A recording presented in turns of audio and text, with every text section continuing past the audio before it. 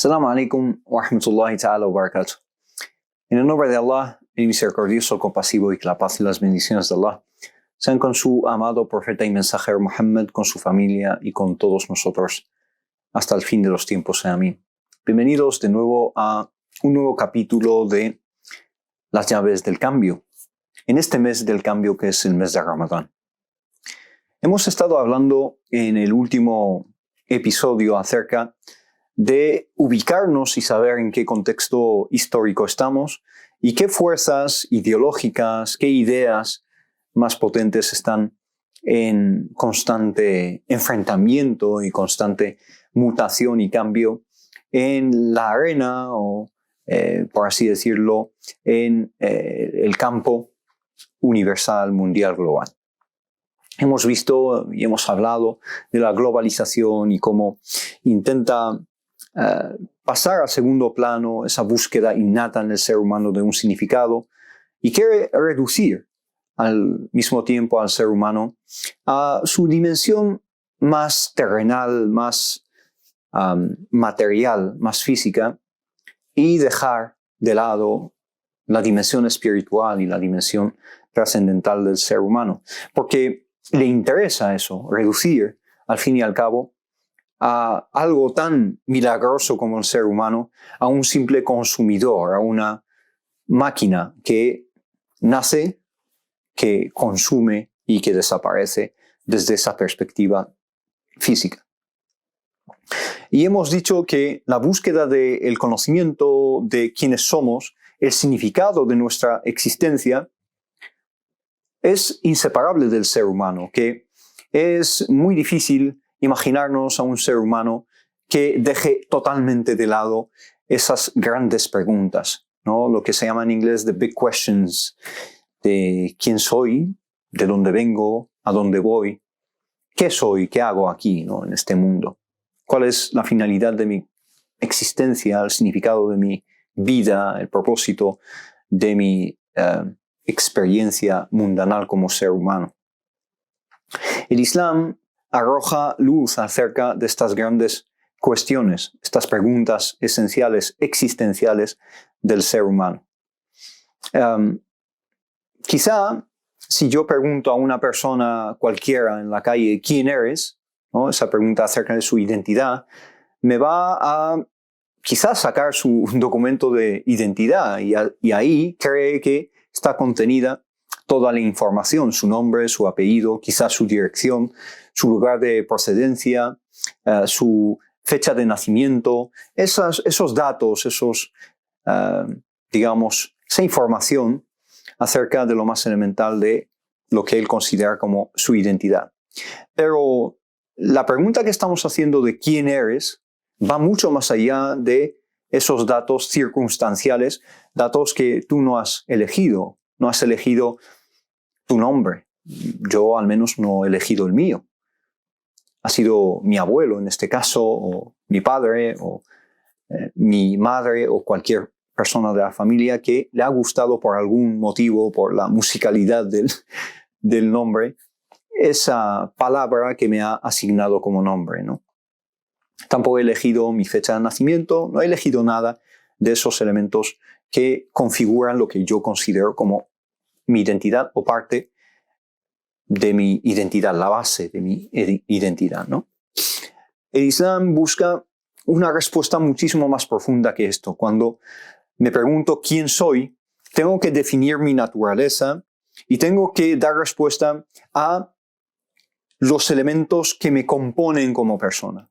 El Corán, en las suras, los capítulos más iniciales, primordiales, son iniciales porque empiezan asentando los cimientos de la visión islámica de la existencia del ser humano, del universo y nuestra relación con el Creador. Esos capítulos que se llaman mequíes en la Meca, cuando el profeta Muhammad sallallahu alaihi wasallam aún estaba pavimentando el camino para la comunidad musulmana, para que tenga una cohesión y una visión en común de su existencia y su identidad y cómo ve la realidad y el mundo y su relación con Allah subhanahu wa ta'ala. Esos capítulos son muy importantes para conocer la respuesta, la alternativa que presenta el Islam ante nosotros, el Corán como referencia esencial, referencia fundamental, nunca mejor dicho, del Islam. Entonces, en esos capítulos, si buscamos, vamos a encontrar muchísimas respuestas.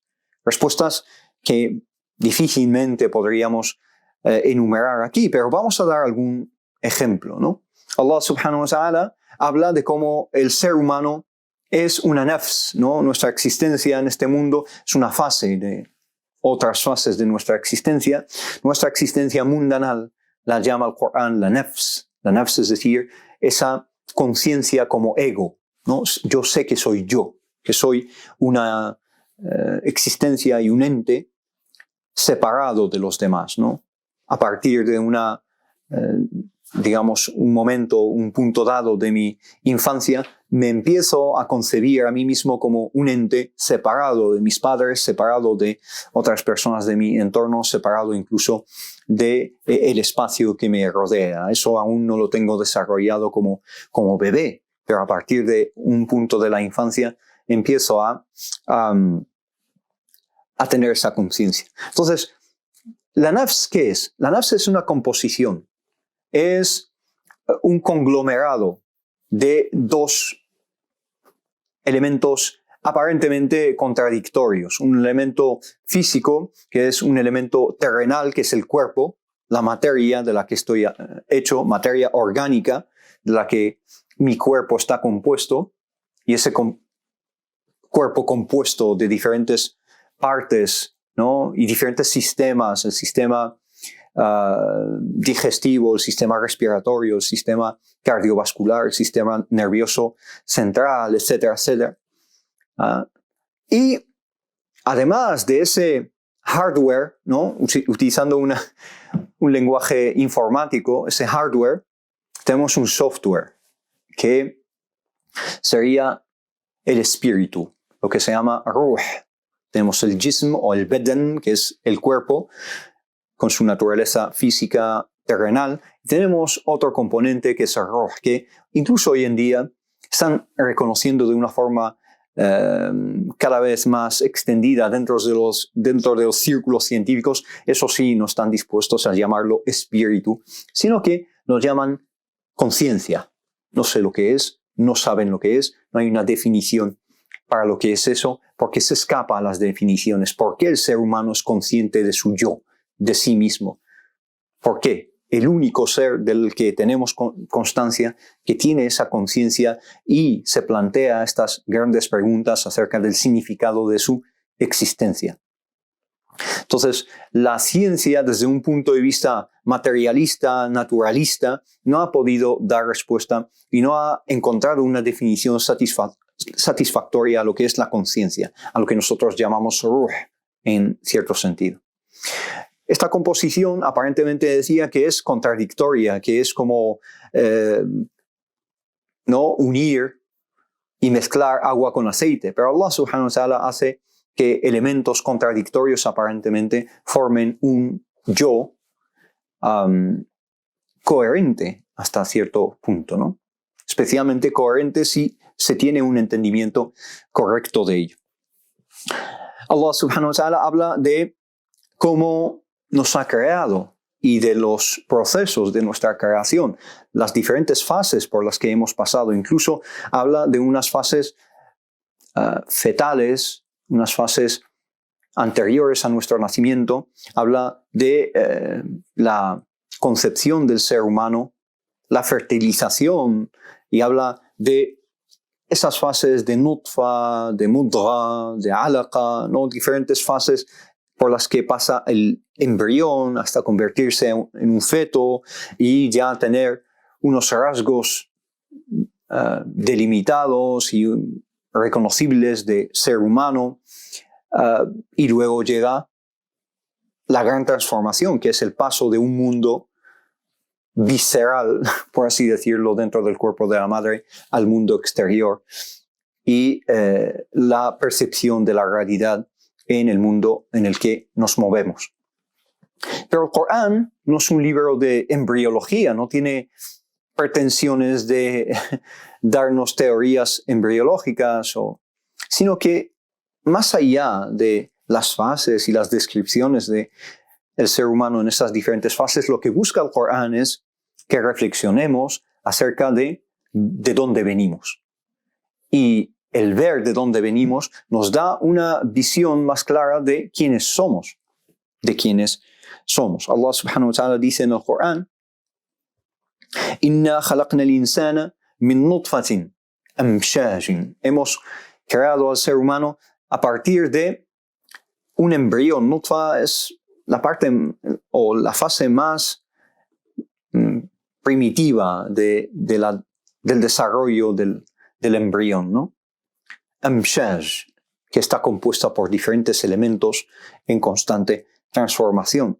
Nabtalihi, y lo pone a prueba Allah subhanahu wa ta'ala. Ya a partir de ese momento estamos puestos a prueba, pero especialmente una vez que llegamos al mundo, este mundo es una puesta a prueba, a ver de qué estamos hechos, ¿no? Si vamos a superar este examen que es la vida, o vamos a sucumbir y vamos a caer. Nabtali, ibtila. Por eso la vida se llama Darul Ibtila, que es la morada de la puesta a prueba de los exámenes a los que nos somete Allah subhanahu wa ta'ala. Algunos superamos esos exámenes con cierto éxito, otros no tanto, ¿no? Nabtalihi faja'alnahu sami'an basira. Dice Allah subhanahu wa ta'ala, le hemos hecho capaz de oír y capaz de ver, es decir, nos ha dotado de los sentidos a través de los cuales percibimos el mundo.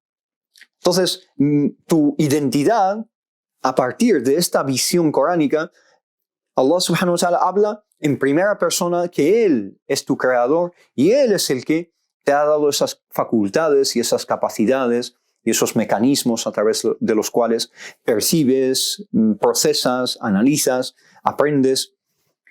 Y esta aleya es un ejemplo de muchísimas aleyas que ligan el nacimiento y la creación y los procesos por los que pasan los seres humanos a Allah subhanahu wa ta'ala, que es el creador.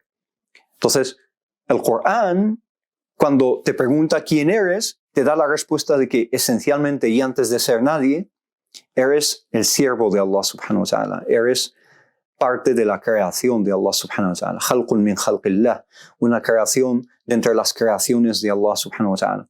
Entonces, cualquier definición del ser humano, por así decirlo, separada, desvinculada de esa relación creador-creación, esa separación entre Señor y siervos a su servicio y en su servidumbre, es una definición deficiente del ser humano. Es una definición que está ocupada con las cáscaras, con lo superficial, y no llega a una definición profunda de quién soy. Al fin y al cabo, lo que soy es una creación de Allah subhanahu wa ta'ala. Y si me defino a mí mismo de una manera ajena a esa realidad innegable, entonces nunca voy a encontrar un significado para mi vida. Nunca voy a encontrar un significado para la existencia y para el propósito por el cual he sido creado. Que ya hemos hablado de una forma, por así decirlo, separada en diferentes capítulos que hemos cubierto hasta el momento, de la noción de ibada, la noción de servidumbre a Allah subhanahu wa ta'ala, y cómo el Islam la ha abierto y la ha expandido a todos los aspectos de nuestra existencia, y no la ha delimitado y circunscrito solamente a la mezquita o a la iglesia o a la sinagoga o al templo X o el templo Y, sino que la ha abierto a todos los aspectos de nuestra vida. Cualquier acción con una buena intención, una acción lícita, con una honestidad y una sinceridad y una intención adecuada, se convierte automáticamente islámicamente en un acto de adoración. Desde el círculo laboral hasta el círculo educacional, hasta el círculo académico, hasta el círculo doméstico, conyugal, etcétera, etcétera. es un acto de ibadah. Cualquier acto que se mueva en todos los círculos y las esferas de nuestra existencia se convierte en un acto de ibadah. De esto tenemos que hablar, del cambio en el mes de Ramadán, en nuestra percepción de nosotros mismos como seres humanos. El cambio empieza ahí. Si no nos definimos en esa relación de subordinación a Allah subhanahu wa ta'ala, entonces cualquier otro cambio carece de significado y sentido. Y el cambio se inicia en el mes de Ramadán sobre todo. Es el mes de la reflexión, el mes de la fitra, ¿no? Y hablando de la fitra, simplemente para terminar, dice el profeta Muhammad sallallahu alaihi wasallam, dice que todo recién nacido nace en un estado de fitra, que para mí es uno de los conceptos más profundos islámicamente, un concepto muy digno de exploración y de reflexión filosófica aquí. El concepto de fitra. ¿Qué significa? Esa predisposición a reconocer y a buscar lo que nos recuerda a lo divino. Y de esto vamos a hablar en el capítulo siguiente, cuando hablemos de dónde venimos, ¿no? Hoy estamos hablando quiénes somos. Inshallah, muy pronto, en el siguiente capítulo, hablaremos de dónde venimos. Y ambas cuestiones están ligadas a la fitra. La fitra es una búsqueda del ser humano innata, automática, por defecto, de cualquier cosa que tenga que ver con lo divino. Buscamos y amamos la belleza. ¿Por qué? Porque nos recuerda y conlleva esa reminiscencia de lo divino. Buscamos y amamos la verdad. Buscamos y amamos la justicia. ¿Por qué? Porque Allah subhanahu wa ta'ala es el bello, es el justo, es la verdad, etcétera, etcétera. Las cualidades de Allah subhanahu wa ta'ala las buscamos y las amamos y las atesoramos y las valoramos en esta vida porque nos recuerdan a Allah subhanahu wa ta'ala, porque nacemos con el recuerdo de Allah subhanahu wa ta'ala. Zikr, esa memoria histórica intrínseca de cada ser humano en todo el mundo. Y cualquier religión emana desde este afán y esta búsqueda activa de un recuerdo de algo que ya conocemos, que es nuestro Creador, que hemos olvidado a través del nacimiento. Una vez que nacemos, sufrimos una amnesia pasajera, por así decirlo. El Islam lo que, digamos, recupera es esa memoria. Y lo que disipa es esa amnesia que hemos sufrido. Entonces, el profeta Muhammad sallallahu alaihi wasallam dice que cada ser humano nace con ese estado de fitra, innato, de buscar la unicidad de Allah subhanahu wa ta'ala como foco en nuestra vida. Lo que pasa es que el entorno interviene de forma positiva, reforzando esa fitra. Si nacemos en familias que siguen en estado de fitra, una familia musulmana, unitaria, que sabe exactamente lo que significa todo ello, o hay entornos que nos, digamos, alejan de la fitra, intervienen negativamente. Y eso es lo que describe el profeta Muhammad sallallahu alaihi wasallam. Dice, فَأَبَوَاهُ يُهَوِّدَانِهِ أَوْ يُنَصِّرَانِهِ أَوْ يُمَجِّسَانِهِ. Sus padres son los que intervienen para hacerle judío, cristiano o zoroastra, ¿no? El Majus, que son una de las religiones antiguas también. Entonces, ahí es una metonimia o, digamos, una figura literaria en el hadith que habla de cómo el entorno, al fin y al cabo, los padres significa el entorno. Los padres es la primera influencia que tenemos como bebés incluso. Y luego intervienen otros elementos como los otros familiares, la escuela, la calle, las otras instituciones políticas, sociales, etc., que nos van dirigiendo en ese camino de la fitra o descarrilando de esa vía. El Ramadán debería llevarnos a recuperar esa noción de fitra. Y como hemos descrito, el Ramadán nos obliga a sentir unas sensaciones que nos empujan a la reflexión, queramos o no, ¿no? Incluso si intentas evitar pensar y reflexionar desde dentro, tus entrañas te están pidiendo reflexionar acerca de quién eres.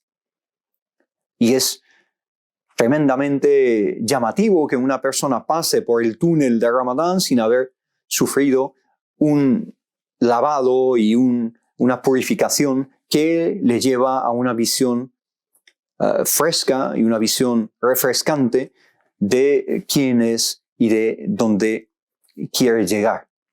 Entonces esto es lo que queríamos tratar hoy, de cómo el mes de Ramadán recupera esta visión de la naturaleza humana, contesta a la cuestión de quiénes somos y sobre todo también el Ramadán y el Islam en general nos indica quiénes no somos, quiénes no deberíamos ser, quiénes no queremos ser. Y de esto, inshallah, vamos a hablar en capítulos siguientes, bi'idhnillah ta'ala, cuando hablemos de estas influencias externas que a veces nos dan una visión ficticia o errónea de nuestra identidad como personas. Así que seguidnos en las llaves del cambio en este mes de Ramadán y muchísimas gracias por vuestro tiempo y vuestra atención. Wassalamu alaikum wa rahmatullahi ta'ala wa barakatuh. Que la paz y las bendiciones de Allah sean con todos vosotros.